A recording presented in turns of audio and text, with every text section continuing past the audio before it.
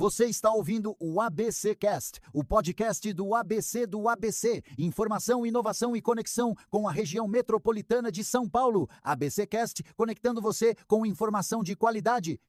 Fala, pessoal da ABC e toda a região metropolitana de São Paulo. Hoje é terça-feira, dia 9 de junho, e tá começando mais um ABC Cast, o podcast oficial do portal ABC do ABC, que se você é novo por aqui nós temos a missão de te deixar muito bem informado sobre tudo o que mais importa pro seu dia a dia, e desde aqui do ABC do ladinho de casa, passando por São Paulo e até do mundo inteiro. Então vem com a gente nessa conversa. E nos apresentando, eu sou a Suzana Rezende e divido aqui os mix e as bancadas com ele, João Pedro Melo. Fala, JP. Hello, Su. Olá, pessoal. Um excelente final de tarde para ti que ainda tá pela correria no final do expediente, encarando o trânsito pesado nessa terça-feira e já tá de olho nas notícias que impactam direto na tua vida. E hoje a gente inicia falando sobre o Brasil que paralisou uma vacinação contra a dengue com o imunizante do Butantan após várias reações. Além disso, como esse é ano eleitoral, ainda vamos falar do STF e de uma nova pesquisa aí da Quaest. E no ritmo da Copa do Mundo, o técnico da seleção brasileira, Ancelotti, decide poupar Neymar e esconde a escalação do Brasil para a estreia de sábado. Então por aqui, tu já sabe como funciona. É informação direta, contexto e análise para deixar o cenário muito mais nítido. Então bora ajustar o volume do café e do fone, porque o ABC Cast já tá começando. E a gente abre o programa de hoje falando da vacinação contra a dengue.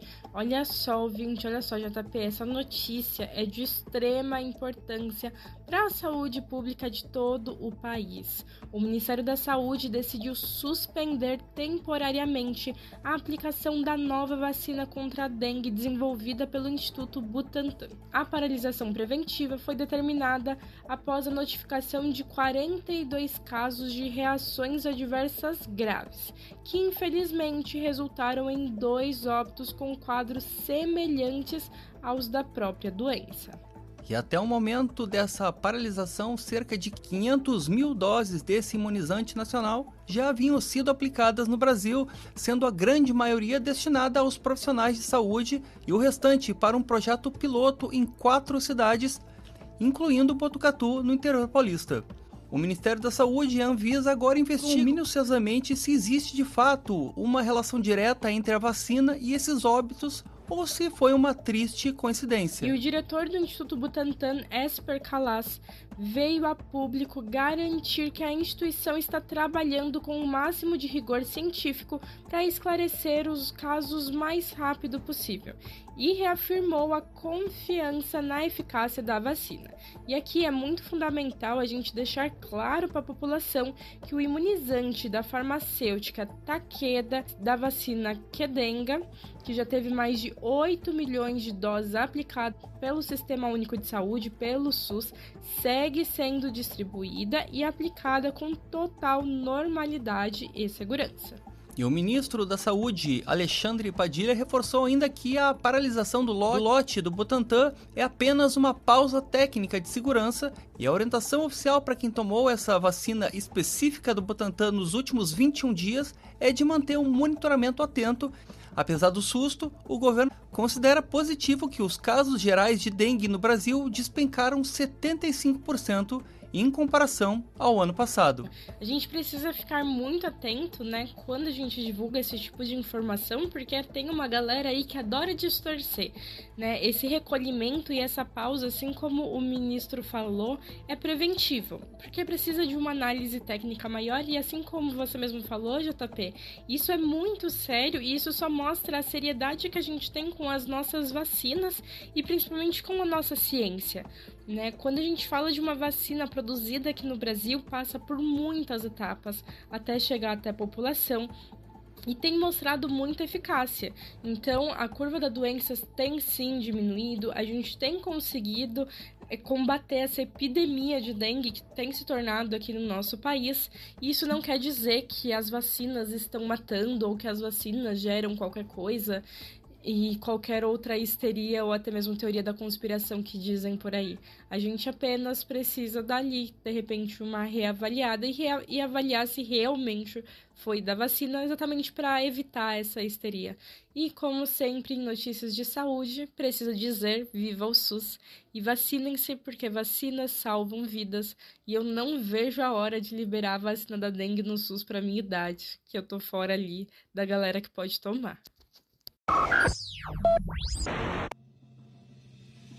E agora vamos para o nosso giro de notícias, iniciando por São Caetano e o Museu da Imagem do Som. Olha só, atenção moradores de São Caetano do Sul e apaixonados por esporte. A Secretaria de Cultura, em parceria com o Museu da Imagem do Som, preparou uma mostra especial com filmes e documentários sobre a paixão nacional para já ir aquecendo os motores aí para a Copa do Mundo. A programação é recheada, então anota só.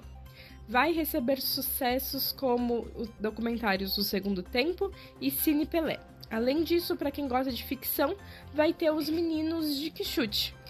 As exibições acontecem nos dias 18, 20, 25 e 27 de junho. A entrada é gratuita, é só chegar e assistir. As sessões vão acontecer no auditório da Secretaria da Cultura, que fica na rua Doutor Augusto de Toledo, número 255-255, no bairro Santa Paula, em São Caetano do Sul.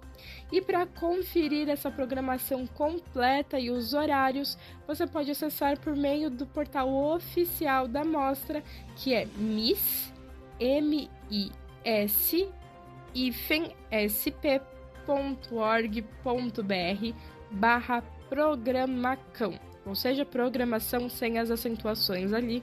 E aí, para os apaixonados de futebol, boa mostra. Guarulhos oferece oficina gratuita de arte em papel.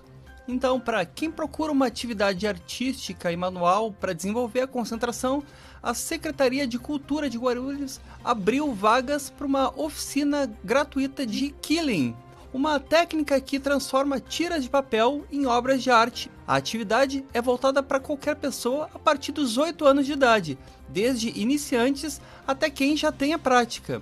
As aulas vão acontecer nos dias 10 e 25 de junho, no período da tarde, na Biblioteca Gracindo dos Anjos, que fica na rua Luiz Silvestre, sem número, no Jardim Bom Clima. As vagas são super limitadas a 10 alunos por turma, então a inscrição é obrigatória e deve ser feita o quanto antes através do portal atividadesculturais.guarulhos.sp.gov.br. E para fechar o nosso giro, vamos falar sobre cursos gratuitos na Baixada Santista. Olha só que excelente notícia para os moradores do litoral. As carretas do programa Caminho da Capacitação chegarão nessa semana a 9 cidades da Baixada Santista, oferecendo dezenas de cursos profissionalizantes gratuitos. E as vagas são focadas em pessoas desempregadas ou em situação de vulnerabilidade e abrangem áreas estratégicas com alta contratação, como gastronomia, estética, tecnologia, mecânica de motos e hotelaria. As aulas práticas acontecem até o dia 18 de junho em unidades móveis estacionadas nas cidades como Santos, São Vicente, Praia Grande e Guarujá. E para conferir o endereço exato dessas carretas, basta acessar agora mesmo o site oficial do programa, que é, anotem aí, Caminho da Capacitacão, ou seja, sem acentuação, .sp.gov.br. E assim, a gente encerra o nosso giro de notícias de hoje com mostra de cinema em São Caetano, oficina de arte em Guarulhos e cursos profissionalizantes gratuitos na Baixada Santista. Se tu quiser conferir em detalhes as histórias que a gente contou por aqui, basta acessar o nosso site oficial, que é o abcdoabc.com.br.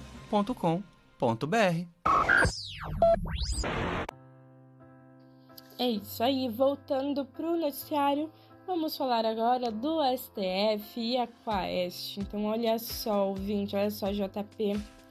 Os ministros do Supremo Tribunal Federal já admitem nos bastidores que a Corte deve atuar de forma mais incisiva nas eleições desse ano. O movimento é uma reação direta ao que parte do STF considera uma gestão branda do atual presidente, o ministro Cássio Nunes, indicado por Jair Bolsonaro. E o alarme no Supremo tocou de vez depois que Nunes Marques decidiu derrubar com uma canetada solitária a pesquisa eleitoral da Atlas Intel, que mostrava o senador Flávio Bolsonaro derretendo contra Lula num eventual segundo turno. O receio da Suprema Corte é que o TSE acabe fechando os olhos para o avanço agressivo das fake news e para o uso sem limites de inteligência artificial durante a campanha, obrigando o STF a intervir como a última fronteira da lei. Enquanto os tribunais se encaram, o clima na oposição também não é dos melhores. A polêmica decisão do TSE de censurar a pesquisa da Atlas Intel acabou gerando efeito reverso, chamando ainda mais atenção para os áudios que ligam o senador Flávio Bolsonaro ao financiamento obscuro do filme Dark Horse. E para piorar a dor de cabeça do PL, os dados da nova pesquisa da Quaest, que deve ser divulgada amanhã de manhã, não trazem boas notícias. Exatamente isso. E de acordo com os assessores do próprio senador que tiveram acesso aos rastreamentos internos, a nova Quest vai confirmar uma ligeira queda de Flávio, ainda sofrendo os abalos do tarifaço americano que ele tentou surfar e do escândalo do Banco Master. Enquanto Flávio escorrega, nomes como Romeu Zema e Ronaldo Caiado mostram um pequeno respiro numérico, mas sem conseguir mexer no ponteiro de aprovação do presidente Lula. Su e ouvintes, quando a maior corte do país precisa preparar o terreno para atuar como um TSE reserva, é porque não confia no árbitro principal do jogo eleitoral. A gente tem a prova de que a nossa segurança institucional está por um fio. E a censura do Nunes Marques, a pesquisa da Atlas Intel, foi meio que um tiro no pé magistral, né? Ele tentou esconder o tombo do Flávio e acabou colocando um holofote gigante em cima do áudio dos 61 milhões. A nova pesquisa da Quest só vai confirmar o óbvio que a gente já sabia. Não existe liminar judicial no mundo capaz de apagar da cabeça do eleitor o som de um político negociando grana no exterior. Tapar o sol com a peneira no TSE só faz a queimadura eleitoral arder ainda mais forte. Pois é, JP, dá pra dizer realmente que a frase que mais se encaixa nisso tudo é que o tiro saiu pela culatra, né? Até porque quando a gente fala mal de alguma coisa, sempre vai atrair também olhares para ela. Então, mesmo que tenha falado que a pesquisa foi tendenciosa, a partir do momento que bloquearam essa pesquisa, todo mundo olhou para saber o porquê. Então, acabou também atraindo olhares para isso de uma forma que eles não queriam. E as próximas pesquisas também, que são imagens do que o eleitor está pensando na atualidade, vão mostrar exatamente isso. E agora vamos falar de futebol, é climinha de Copa do Mundo e vamos falar sobre Ancelotti e Neymar. Então olha só, ouvinte, o técnico Carlo Ancelotti comandou mais um treino em Nova Jersey e, como de costume, expulsou a imprensa após os 15 minutos de aquecimento. E o italiano não tá dando pistas, viu? Mas a grande certeza do momento tá falando que o nome de Neymar não vai pisar no gramado contra o Marrocos agora no próximo sábado. O camisa 10 até realizou novos exames de imagem que apontaram uma excelente evolução na cicatrização da panturrilha direita, que ele havia feito uma lesão. E o próprio jogador já não relata nenhum tipo de dor. Mas justamente por uma questão de precaução, Ancelotti decidiu segurar a emoção e poupar o craque da partida inaugural, guardando a força máxima de Neymar para o segundo confronto da fase de grupos contra o Haiti. E sem o seu principal jogador, o quebra-cabeça do treinador brasileiro fica ainda mais complexo. Após o corte recente do lateral direito Wesley por lesão, o lado direito da defesa virou um verdadeiro improviso. Ancelotti chegou a testar o veterano Danilo no último amistoso contra o Egito, mas o zagueiro ibanês também corre por fora para assumir a titularidade numa das posições mais carentes do futebol nacional. E o fato é que a verdadeira seleção brasileira é um grande enigma até a bola rolar no sábado à noite. O treinador italiano utilizou impressionantes 12 escalações diferentes nas 12 partidas em que comandou o Brasil até agora. A expectativa de toda a imprensa esportiva é que contra os marroquinos o Brasil conheça a sua 13ª formação inédita, misturando a ousadia do ataque com o receio de uma defesa ainda em construção. Surri ouvintes, a paciência do Ancelotti com a panturrilha do Neymar é a atitude mais sensata que a seleção poderia tomar até então. A gente não pode repetir os últimos erros das 3 Copas anteriores, onde o Brasil entrava no desespero físico logo de cara e chegava no mata-mata com a equipe caindo aos pedaços. O Marrocos é um adversário encardido, mas se a seleção brasileira não consegue dar conta de uma estreia de Copa sem o Neymar, então a gente não deveria nem ter viajado. O mistério do Ancelotti faz parte sim do show, mas é uma verdadeira resposta que o brasileiro quer, que não está na escalação de sábado, e sim na atitude dos brasileiros que ele espera ver em campo.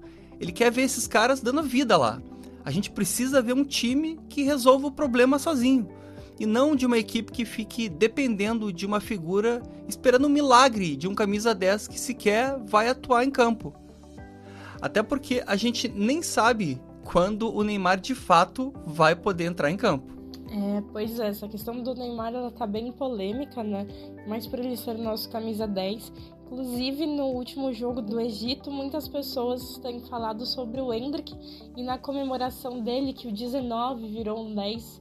Não sei se vocês viram, mas eu vi bastante gente comentando e tem gente aí mirando, falando que a camisa 10 deveria ir para outro nome. Bom, como eu já falei aqui, eu sou uma das mais iludidas do Hexavir e já tô com a minha camiseta preparada e vamos ver no que vai dar.